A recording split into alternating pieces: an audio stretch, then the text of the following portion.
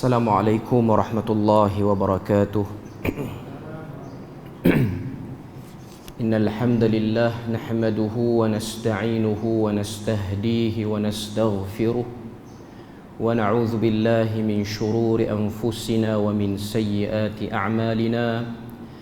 May yahdihillahu fala mudilla lahu wa may yudlilhu fala hadiya lahu. Asyhadu an la ilaha illallah wahdahu la syarika lah wa asyhadu anna Muhammadan abduhu wa rasuluh.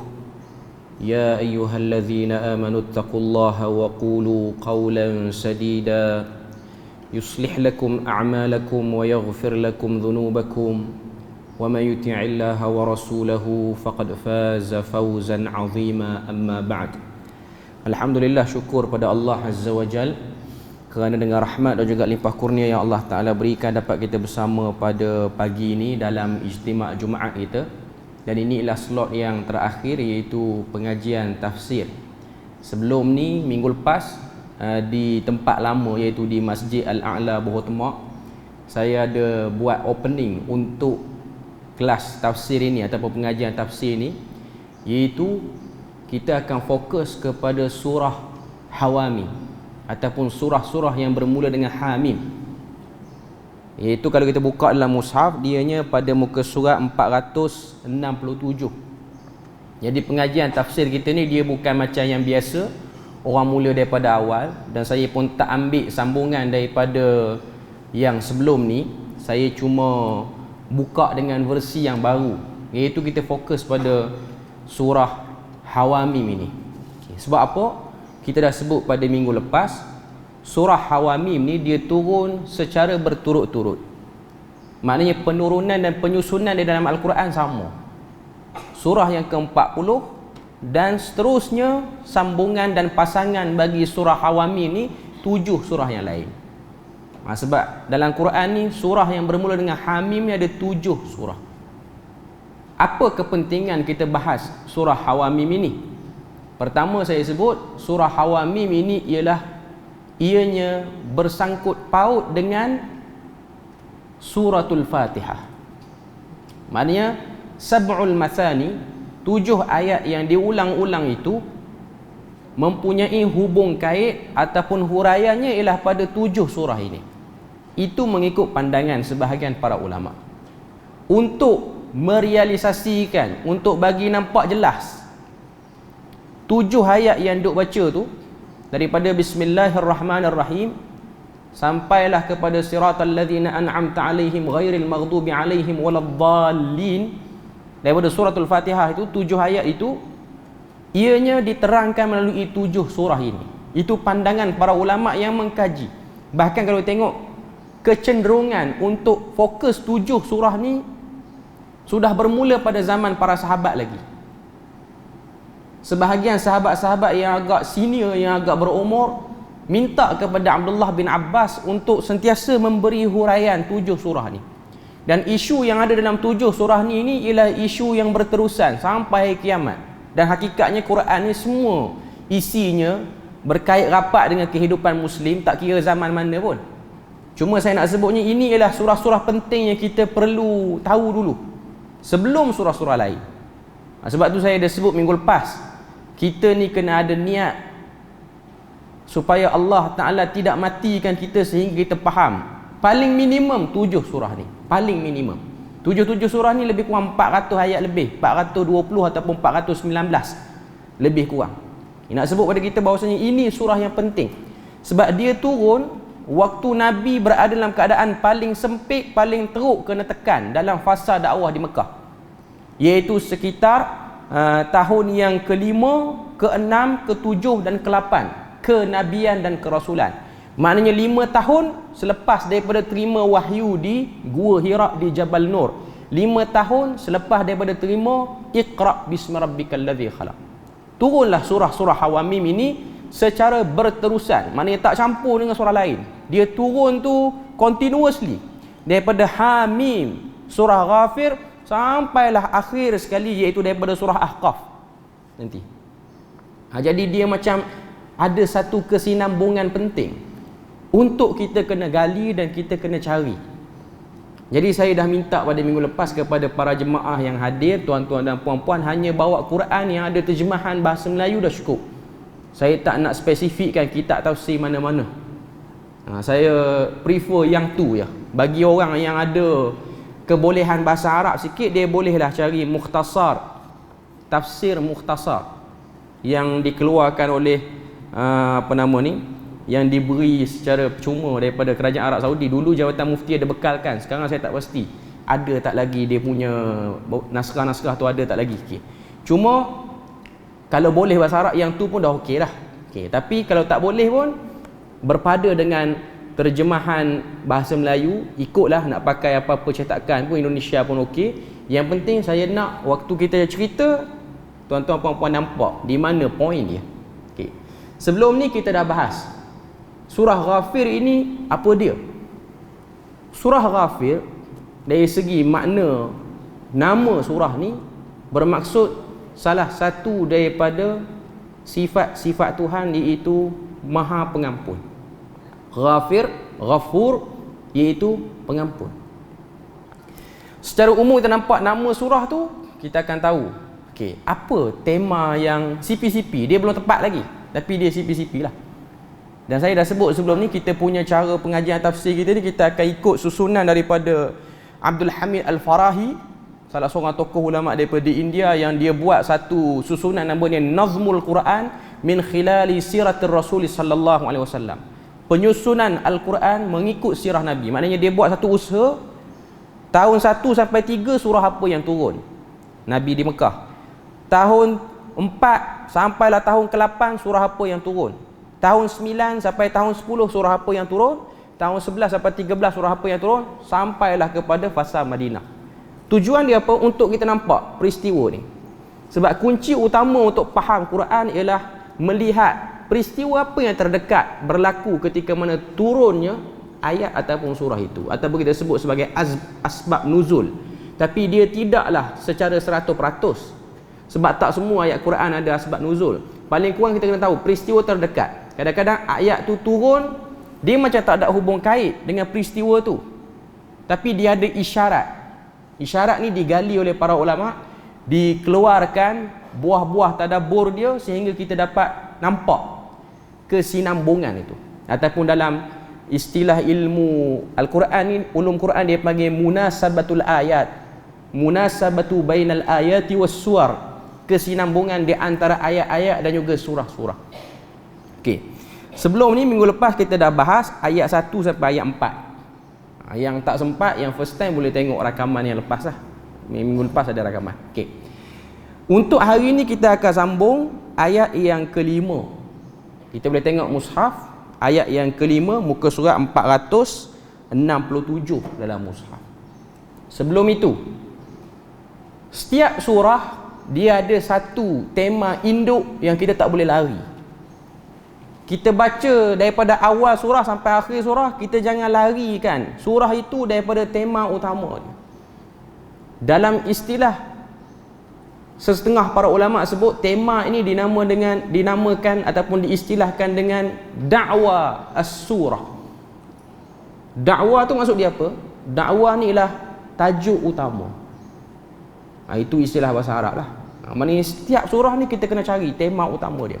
Tema utama surah Ghafir ialah ayat yang ke-14. Kita dah sebut minggu lepas.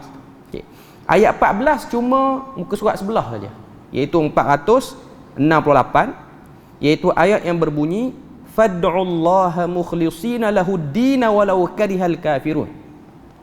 Itu ayat yang ke-14. Dalam tafsir mukhtasar dia sebut fad'ullaha ayyuhal mu'minun mukhlishina lahu fit ta'ati wad du'a. Berdoalah kepada Allah wahai orang-orang beriman dengan penuh keikhlasan, dengan menunjukkan ketaatan dan memperbanyakkan doa. Dia macam tak berapa pergi lagi, tak berapa ngam lagi terjemahan macam tu. Perkataan ud'u dalam bahasa Arab makna dia luas. Doa pertama yang kita faham maksud dia ialah berdoa. Angkat tangan berdoa, sebut hajat kita. Yang kedua, yang lebih spesifik dengan ayat ni, ud'u dengan makna sembah. Allah Ta'ala suruh kita sembah dia tanpa kita buat apa-apa ataupun lintas apa-apa rasa dalam hati ni. Ada benda lain yang kita boleh pergi dulu sebelum pergi pada Tuhan. Ada apa masalah dalam hidup, jangan pergi benda lain, pergi pada Allah Ta'ala. Lepas pergi pada Allah Ta'ala, baru ambil sebab-sebab yang dibenarkan syarak untuk kita dapatkan pertolongan ataupun dapat kita lunaskan hajat kita tu. Dia tak salah minta tolong benda lain, minta tolong benda dari segi asbab logik akal ni tak salah. Okay. Cuma kebergantungan hati. Kemudian Allah Ta'ala sebut walau karihal kafirun, walaupun perbuatan doa pada Allah direct tu dibenci oleh orang kafir. Sebab apa? Sebab ayat ni turun waktu orang duk kata Nabi Muhammad ni pencaci berhala. Nabi Muhammad ni suka caci maki berhala. Jadi orang kafir, dia rasa terganggu dengan apa yang Nabi Muhammad sebut. Berhala ni tak ada guna. Saya dah sebut sebelum ni, kenapa musyrikin Mekah mereka tak nak tinggalkan sembahan berhala. Pertama, sudah sebati dalam budaya dia orang sembah berhala. Berapa tahun? 400 tahun sebelum kedatangan Nabi Muhammad, orang-orang Quraisy yang tinggal di lembah Mekah itu, di Wadi Makkah itu, sudah menyembah berhala, pandai sembah patung 400 tahun sebelum Nabi datang. Tempoh yang cukup lama untuk menjadikan benda tu sebati dalam darah daging satu-satu bangsa terhadap amalan itu. Yang kedua ialah mereka melihat berhasilnya kalau berdoa pada berhala. Pergi kat berhala tu berdoa, dapat. Nak bagi untung niaga dapat, nak minta jodoh pun dapat, apa-apa saja dia orang dapat. Jadi dia orang telah melihat kesan positif daripada sembah berhala. Testimoninya okey. Jadi apa yang Muhammad bawa ni dia suruh kita tinggalkan. Sebab tu ayat 14 Tuhan kata continuously, maknanya sentiasalah kamu menyembah Allah Ta'ala walaupun orang kafir benci kamu buat macam tu. Jadi tuan-tuan baca ni, tuan-tuan puan-puan baca semua surah Ghafir ni, poin dia ialah kesucian tauhid, kebatilan syirik. Itu tema utama. Baca ayat 1 ke, baca ayat last ke, jangan larikan diri kita waktu baca surah ni, melainkan tema dia lah tema tauhid, bahaya syirik. Sebab antara benda yang akan bertembung dengan tauhid ni ialah kesyirikan. Dia akan rosakkan, yang akan rosakkan ketulinan, kesucian tauhid ini ialah dengan kesyirikan. Okey. Sekarang kita masuk ayat yang kelima. Okay, sebelum ni kita ayat 1 sampai 4. Ayat kelima, a'udzubillahi minasyaitonir rajim. Kazzabat qablahum qaum Nuhin wal ahzab min ba'dihim. Wa hammat kullu ummatin bi rasulihim liya'khudhuhu wa jadalu bil batil liyudhidu bihi al haqq fa akhadhtuhum fa kaifa kana iqab. Kita tengok terjemahan yang saya gunakan ni ialah terjemahan daripada pimpinan Ar-Rahman Abdullah Basmi. Allah Ta'ala kata kazzabat qablahum, sebelum daripada mereka, kaum Nabi Nuh dan puak-puak yang bergabung sesudah kaum Nabi Nuh telah mendustakan rasul-rasulnya.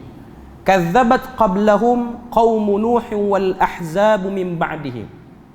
Allah Ta'ala kata perangai mendustakan seruan tauhid ini telah berlaku kepada kaum terdahulu sebelum bangsa yang kamu hadapi ini wahai Muhammad, iaitu Quraisy. Tuhan mention kaum mana? Kaum Nuh dan juga kumpulan-kumpulan yang bergabung untuk merealisasikan gagasan syirik itu. Sebab tu dia guna perkataan Al-Ahzab mari pada perkataan Hizb yang bermaksud kumpulan kecil. Bergabung jadi banyak, dia panggil Ahzab. Sebab tu apa-apa saja komuniti kecil dia akan panggil Hizb. Sebab tu dalam bahasa Arab parti politik ni, tak kira mana negara, dia akan panggil hizbun. Hizbun tu maksud dia parti ataupun kumpulan. Apa-apa saja. Mim ba'dihim, selepas pada kaum Nabi Nuh ni ada perkumpulan-perkumpulan yang cuba ganggu gugat tauhid ni. Kemudian Allah Ta'ala sebut, Allah Ta'ala kata wa hammat kullu ummatin bi rasulihim liya'khudhuh, dan tiap-tiap umat di antaranya telah merancangkan rancangan jahat terhadap rasul mereka untuk menawannya dan membinasakannya. Allah Ta'ala cerita bagi clear dekat Nabi dan para sahabat, waktu ni hari-hari keluar daripada rumah nak cerita tauhid kena hentam. Baru nak cerita tinggalkan sembah berhala kena hentam. Sepatah Nabi cakap, 10 patah Nabi kena lawan. Sebab sebati, masaknya, ranumnya amalan keberhalaan dalam masyarakat Quraisy pada waktu itu. Okey. Hammat maksud dia apa? Mai pada perkataan himmah, kesungguhan yang dalam. Maknanya dia orang ni bersungguh betul-betul. Bukan dia orang buat pakatan untuk gagalkan tauhid ni main-main. Bukan dia orang buat mesyuarat lebih-lebih kurang sambil menguap, mengantuk, tak. Musyrikin Mekah dia orang meeting, betul-betul meeting. Semangat. Dia orang fikir macam mana nak cari dana untuk jatuhkan tauhid ni. Wahammat kullu ummatin, bukan Quraisy, setiap bangsa-bangsa umat-umat terdahulu birasulihim, terhadap messenger ataupun Tuhan ataupun pesuruh yang dihantar kepada kaum itu. Maknanya bukan kamu wahai Muhammad first person yang kena jumpa makhluk jenis macam ni, tak puas hati dengan tauhid, buat pakatan belakang. Bukan kamu orang pertama. Zaman Nabi Nuh, selepas Nabi Nuh, tuan-tuan boleh bayang, Nabi Nuh nak sampai pada Nabi Muhammad, berapa Nabi dan Rasul yang kena tempuh? Nak sebut kepada kita, ini ayat-ayat yang disebut dalam istilah pengajian usul tafsir, ayat-ayat yang bersifat tasliyah, penenang hati Nabi. Nabi tengok, Nabi rasa tenang. Bukan aku seorang yang kena, tapi ramai juga orang lain yang kena. Sebab tu dalam peristiwa Isra' dan Mi'raj, ada satu riwayat, Nabi sampai di Masjid Aqsa, sebelum di-mi'rajkan ke Sidratil Muntaha, Nabi jumpa dengan roh para Nabi dan Rasul yang terdahulu. Nabi imamkan salat jemaah yang dilakukan di Masjid Aqsa. Tak payah tanya, salat tu salat apa? Sebab dia tak ada kepentingan untuk kita. Dan ianya berlaku khususiah pada Nabi. Jadi kita tak perlu nak teliti sangat. Ada orang dia cuba nak korek, akhirnya buang masa setengah bulan duk bincang yang tu saja. Tak penting. Yang kita tahu salat 5 waktu dan salat-salat sunat lain yang termaktub pada kita. Salat sunat apa, salat apa yang dibuat oleh Nabi bersama dengan Nabi-Nabi yang lain, itu tak penting. Tapi tahu riwayat tu ada. Tujuannya bukan salat tu sangat yang disebutkan oleh para ulama. Tujuannya ialah melihat wajah-wajah orang yang pernah ditohmah oleh kaum dia dulu. Tengok muka Nabi Musa, ini menghadap Nabi Musa. Sebelum ni baca Quran, dengar Musa jumpa Firaun, Musa jumpa Bani Israel. Sebab Nabi Musa ni kisah dia paling panjang dalam Quran. Antara Nabi yang paling panjang kisahnya dalam Quran ialah Nabi Musa. Sebab Nabi Musa diutuskan pada 2 kelompok. Satu kelompok orang-orang kaya, orang-orang besar, orang-orang yang kenamaan, yang degil dan sombong. Firaun, menteri-menterinya, pegawai-pegawainya, tentera-tenteranya. Yang kedua, Nabi Musa kena hadap Bani Israel yang berstatus hamba, orang bawahan, penyakit sama macam orang atasan tadi, degil dan sombong juga. Sebab tu Nabi Musa dia kadang-kadang menghadapi depres, tekanan. Sebab bukan menghadap Firaun tu sangat, menghadap orang bawahan yang degil dan sombong, iaitu Bani Israel. Sebab nak jumpa orang bawah dengan orang atas, lagi banyak jumpa orang bawah. Kita dalam hidup ni nak jumpa orang atasan ni jarang-jarang. Sebab orang atasan dia ada protokol dia. Kita tak boleh jumpa orang-orang atasan ni hari-hari, melainkan kita pun dalam senarai orang kenamaan. Tapi orang bawahan ni merata boleh tengok. Kita boleh tengok merata. Cuma penyakit dia yang sama, degil, sombong. Firaun degil. Waktu bertembung Nabi Musa dengan ahli sihir Firaun, nampak dengan mata kepala sendiri macam mana tongkat Nabi Musa yang berubah jadi ular tu telan semua tali-tali dan juga tongkat-tongkat daripada ahli sihir. Dah tengok, degil juga. Dah tengok bagaimana Mesir dilanda dengan belalang mai serang, katak mai serang. Dah tengok, degil. Tak apalah, dia orang kenamaan, dia sombong dan dia pemilik tahta kerajaan yang besar. Tapi yang Bani Israel ni yang berstatus hamba, degil juga. Tengok, laut terbelah, tidak ada kaum lain yang boleh tengok melainkan Bani Israel. Selamat lepas daripada menyeberang, pilih untuk tak nak taat lagi pada Musa. Ini spesies manusia yang penat, memenatkan rasulnya. Nabi tengok, oh ini orangnya, dia jadi lega. Ini dipanggil tasliyah. Sebab tu peristiwa tasliyah ialah peristiwa Isra' Mi'raj. Ayat tasliyah ialah ayat ni, iaitu ayat kelima ni. Allah Ta'ala sebut, wa hammat kullu ummatin bi rasulihim liyakhudhuh. Mereka bersungguh-sungguh, setiap bangsa, setiap umat, setiap kumpulan manusia bersungguh-sungguh untuk menggagalkan rasul mereka. Liyakhudhuh. Liyakhudhuh ni maksud dia apa? Nak ambil tindakan, ada plan untuk binasakan. Wajadalu bil batil liyudhidu bihil haqqa fa akhadhtuhum. Allah Ta'ala kata, dan mereka pula bantah dengan perkara yang salah untuk menghapuskan kebenaran yang salah itu, dengan perkara yang salah itu. Okay. Allah Ta'ala sebut wajadalu. Jadalu ni maksudnya berdebat dengan suara aras tinggi, dan kalau dia boleh pergi lebih teruk perdebatan tu, dia akan keluar makian, cacian, sikap kebangsaan, sikap kenegerian, semua boleh keluar. Itu duduk dalam mujadalah. Dia ada beza muhawarah dan mujadalah. Muhawarah ialah perbincangan yang berbentuk debat, tapi dia punya keputusan akhir yang mana-mana salah kena akur pada kebenaran. Mujadalah perdebatan, kira nak menang, tak kiralah yang salah ke, yang betul ke, tengok siapa suara lagi tinggi, tengok siapa geng lagi ramai, tengok siapa tukang sorak lagi ramai. Itu perangai. Itu perangai umat-umat yang jahat dulu.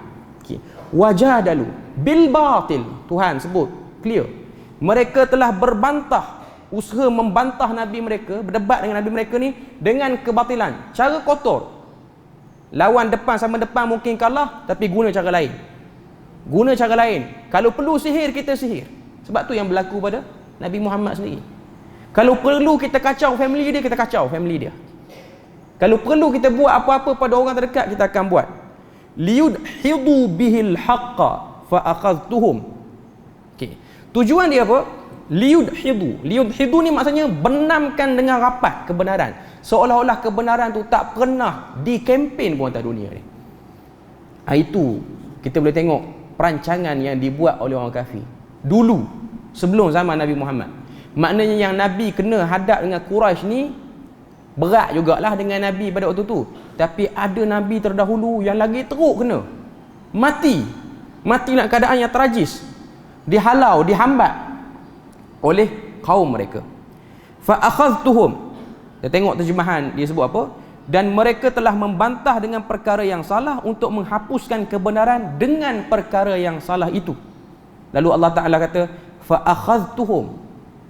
Kami ambil tindakan pada kaum ini, iaitu kami hapuskan. Tuan-tuan tengok saki baki kaum Nabi Nuh, tak ada sampai sekarang. Tidak ada satu orang yang mendakwa zaman sekarang ni dia keturunan daripada bangsa Nabi Nuh, sebab semuanya telah dihapuskan.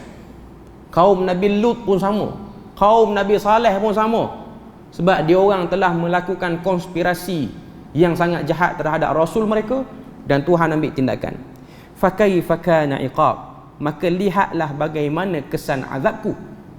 Ini dia panggil istifham ingkari. Fa kaifa, lalu bagaimana pandangan kamu terhadap azab yang aku ada ni?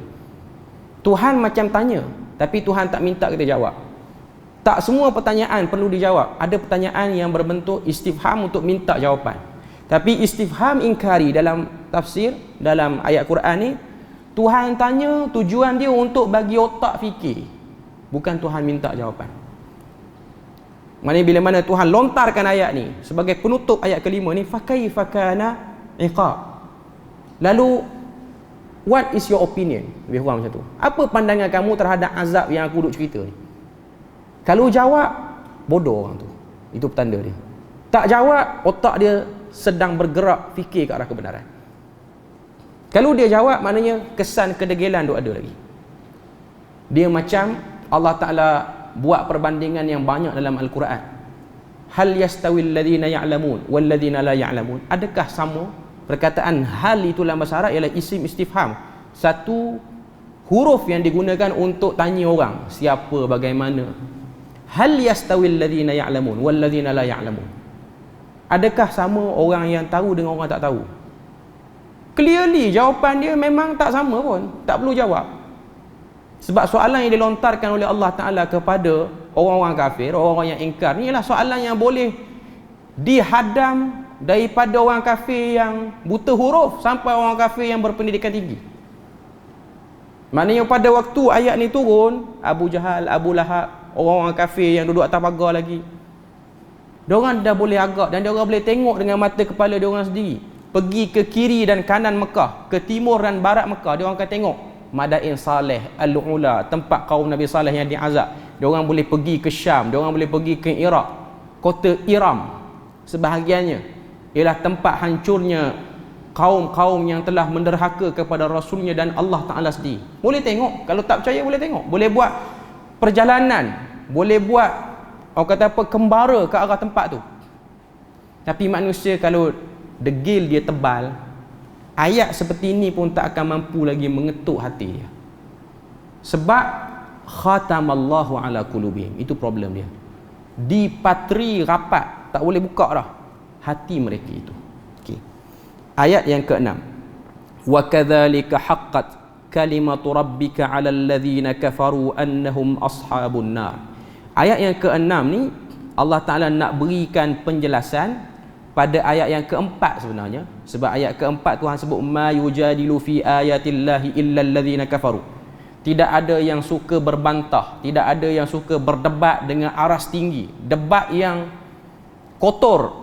Perdebatan itu bukan perdebatan secara gentleman. Tidak ada yang suka berdebat pada ayat-ayat Tuhan melainkan orang-orang kafir. Itu ayat keempat. Ayat ke-6 Tuhan kata wa kadzalika haqqat kalimatu rabbika 'alal ladzina kafaru. Sekali lagi disebut orang kafir. Sebab ayat keempat ada alladzina kafaru, ayat yang ke-6 pun ada alladzina kafaru. Allah Taala nak bagikan penjelasan. Allah Taala kata wa kadzalika haqqat. Kita tengok terjemahan dia kata apa? Dan demikianlah juga tetapnya hukuman. Haqqat kalimatu rabbika. Kalimat dengan makna azab. Dalam mukhtasar dia sebut apa? Wa kama hakamallah bi ihlaki tilkal umamil mukazzibah. Seperti mana Allah Ta'ala telah binasakan umat-umat dahulu yang mendustakan Rasulnya. Wajabat kalimatu rabbika ayyuhar rasul 'alal ladzina kafaru. Maka telah wajib ataupun telah terkena bagi mana-mana spesies manusia yang keluar lepas daripada ayat ni turun kalau dia lawan Rasul dia. Ayat ni pun masih lagi tasliyah, tapi dalam masa yang sama dia ada unsur takhwif, iaitu ancaman. Lawan kena, tapi kena tu bukan di sini, kena tu ialah di akhirat. Sebab apa tak kena di sini? Sebab Nabi pernah berdoa pada Allah Ta'ala, ya Allah jangan engkau musnahkan umat aku seperti mana musnahnya umat terdahulu, dengan azab yang berat, dengan banjir yang teruk. Jangan. Dua doa. Sebab tu kita pergi Mekah, kita akan tahu di Mekah ni ada satu masjid Al-Ijabah, tapi masjid tu dah demolish dah kot, dah tak ada. Sebab masjid tu dia dekat sekitar kawasan pembesaran Masjidil Haram lebih kurang, jadi dia tak ada lah, dia cuma ada tapak. Situ Nabi doa pada Allah Ta'ala 3 doa. Ya Allah jangan engkau hancurkan umat ini dengan bencana alam yang teruk, pekikkan macam kaum terdahulu kena, kaum Nabi Saleh, kaum Samud, apa semua ni, pekikkan yang kuat, suara yang tak tahu datang pada mana, mati kerana dengar bunyi tu, bunyi yang menakutkan. Jangan hancurkan umat ni. Dia degil terang mana, dia kafir terang mana pun jangan hancurkan macam tu. Allah Ta'ala terima. Yang kedua, jangan hancurkan umat akhir zaman ini dengan banjir yang teruk. Banjir ada, tapi banjir yang satu dunia banjir, macam kaum Nabi Nuh, tak berlaku. Yang ketiga, Nabi minta doa, ya Allah angkatlah perselisihan di kalangan umat ini. Yang tu Tuhan tak makbulkan doa Nabi. Sebab itulah ujian umat akhir zaman. Sebab tu kita jangan pelik zaman sekarang kalau ada orang dia pelik. Kenapa kita suka bergaduh? Itulah ujian kita, untuk meminimalkan pergaduhan. Bergaduh tak boleh buang, selisih pendapat tak akan boleh buang. Sebab Nabi sendiri sebut, Nabi kata man ya'ish minkum ba'di, dalam hadis terkenal daripada Irbad bin Sariyah, siapa-siapa yang hidup selepas daripada aku wafat, fasayara ikhtilafan kathira, dia akan tengok perselisihan yang sangat besar. Maknanya kita jangan impi satu zaman orang akan pegang pendapat satu je. Tak ada, benda tu tidak akan berlaku. Kalau dia akur dengan pendapat kita, belum tentu dia setuju dengan pendapat kita. Dia mungkin tak nak bergaduh je. Cuma meminimumkan pergaduhan, itu boleh. Daripada 4 yang bergaduh jadi 2 je. Daripada 5, 10 yang berselisih jadi kurang sampai 3, 2. Itu boleh buat. Meminimumkan boleh. Okay. Pergaduhan dilarang, at-tanazu'. Tapi ikhtilaf boleh. Aku nak pegang pandangan ni, kamu nak pegang pandangan tu. Boleh. Selama mana dia berdasarkan kepada hujah yang betul. Sama ada isu agama ataupun isu dunia. Itu ialah lumrah hidup manusia akhir zaman. Dia akan pilih apa yang dia nak. Hatta satu orang pasangan tu pun, dia punya kasih sayang antara satu sama lain, dia akan ada benda yang berselisih. Pasangan suami isteri. Suami suka makan yang ni, isteri suka makan yang ni. Dia kadang-kadang boleh isteri tu ikut suami ataupun suami tu ikut isteri. Tapi jauh di lubuk hati, dia pilih tu kerana nak sedapkan hati pasangan dia. Tuan-tuan tahulah benda-benda macam ni. Isteri minta beli yang ni, kita tak suka. Tapi kita malah bergaduh panjang. Kita malah nak argue panjang-panjang. Tak apalah, makanlah sekali. Okay. Tak nak bergaduh. Benda tu tak dapat dielakkan. Tak boleh elak. Sebab manusia, lintasan hati dia, dia free, dia bebas. Dia boleh buat macam-macam. Okay. Balik pada ayat ni, Allah Ta'ala sebut pada kita, pasti akan kena. Umat ini akan kena. Maknanya, kalau dia lawan Rasul, dia kena. Cuma umat akhir zaman, dia tak kena di sini.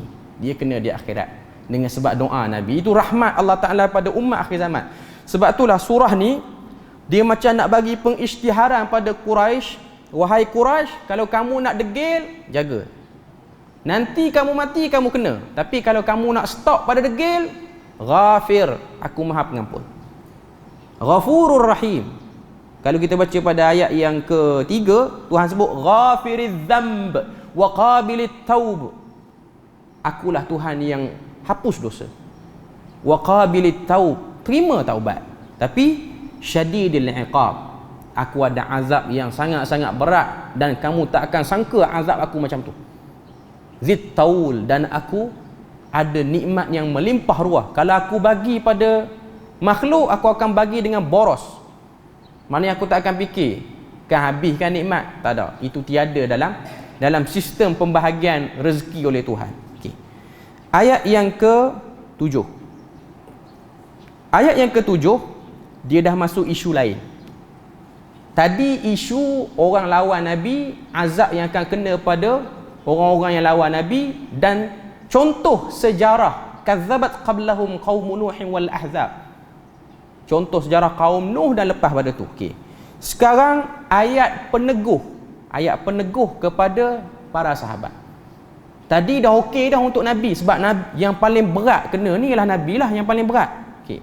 Ayat peneguhnya pada orang lain, kita semua akhir zaman dan juga para sahabat, ialah ayat yang ke-7 ni.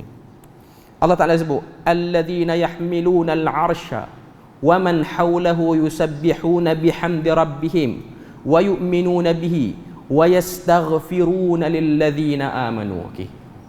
Kita tengok terjemahan. Apa terjemahan sebut? Alladzina yahmiluna al-arsh.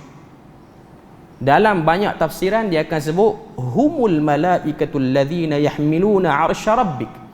Mereka itu ialah para malaikat yang mulia yang memikul menanggung arasy Tuhan. Ni tiba-tiba Tuhan cerita malaikat. Apa malaikat ni buat? Pertama kita kena tahu, hierarki malaikat ni dia ada bermacam-macam martabat dia. Yang paling atas Jibril. Yang kedua dinamakan dengan nama Al-Karubiyun. Karubiyun ni ialah malaikat-malaikat yang rapat dengan arasy Tuhan, menanggung arasy Tuhan. Dalam banyak kitab-kitab terdahulu dia akan sebut malaikat ni digelarkan dengan nama Karubiyun. Bukan Caribbean tu, bukan Pirate of Caribbean, itu cerita lain. Karubiyun. Karubiyun ni maknanya dia dekat. Dia ada malaikat-malaikat lain, tapi yang ni. Sekarang ni tugas malaikat yang duduk dekat arasy Tuhan ni, yang menanggung arasy Tuhan ni, dia buat apa? Yusabbihuna bihamdi rabbihim. Mereka bertasbih, mereka puji Tuhan. Itu tugas utama para malaikat. Wa yu'minuna bihi. Dan mereka itu ialah makhluk yang jitu imannya kepada Tuhan. Mereka tak akan pernah rasa tiba-tiba rasa gelong macam kita. Ada hari iman kita okey, ada hari iman kita tak okey. Malaikat dia statik. Dia tinggi sampai bila-bila pun. Okey. Yang penting untuk para sahabat pada waktu tu ialah wa yastaghfiruna lilladzina amanu. Malaikat-malaikat ini tugasnya memohon ampun kepada orang-orang yang percaya kepada Rasul ini. Kita tak nampak malaikat. Dan kita tak boleh kesan kehadiran malaikat. Tak boleh kesan. Jin kita boleh kesan. Kita boleh kesan jin. Memang ada hadis-hadis menunjukkan para sahabat yang didampingi oleh jin ataupun tabi'in yang didampingi oleh jin, mereka boleh perasan. Sebab tu kita bila mana kita kena kacau dengan hantu semua ni, kita akan rasa seriau lah macam. Itu memang ada logiknya, dan banyak orang-orang yang dulu pun sebut macam tu. Maknanya dalam asar at-tabi'in juga para sahabat. Cuma untuk malaikat ni kita tak boleh nak trace macam mana kedatangan dia. Dalam hadis Nabi kata, bila mana kamu mendengar idza sami'tum sayahid-dik. Sayahid-dik ni maksud dia apa? Kokokkan ayam jantan pada waktu pagi. Maka kamu minta kepada Allah Ta'ala benda-benda baik. Sebab pada waktu tu malaikat memenuhi permukaan bumi ni. Maknanya yang boleh tengok malaikat by clearly ayam jantan sahaja. Tapi tak perlulah buat kajian macam mana dia nampak. Tapi ada orang buat kajian. Orang cuba trace mata ayam tu ada apa. Mata ayam ni dia boleh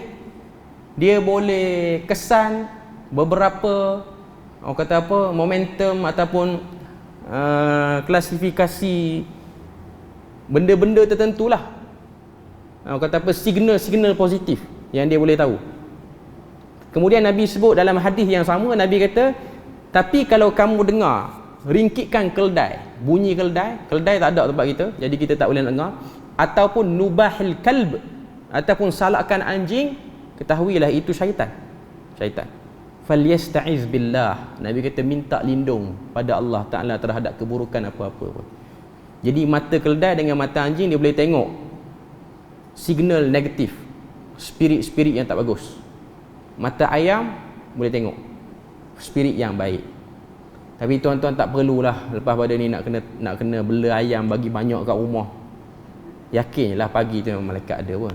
Okey, tak perlu. Nanti bising ganggu jiran pula. Sebab ayam ni dia merata, berak atas rumah orang apa semua, jadi satu kerja pula.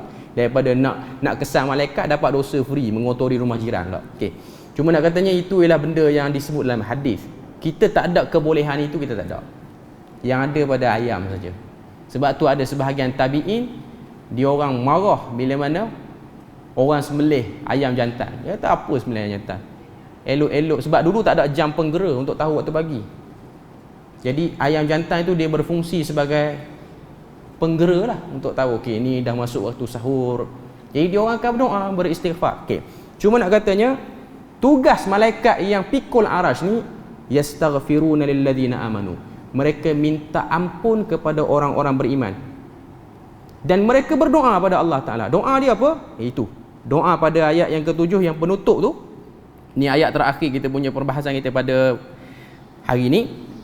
Rabbana wasi'ta kulla syai'in rahmatan wa ilma faghfir lilladzina tabu wattaba'u sabilaka wa qihim 'adzabal jahim.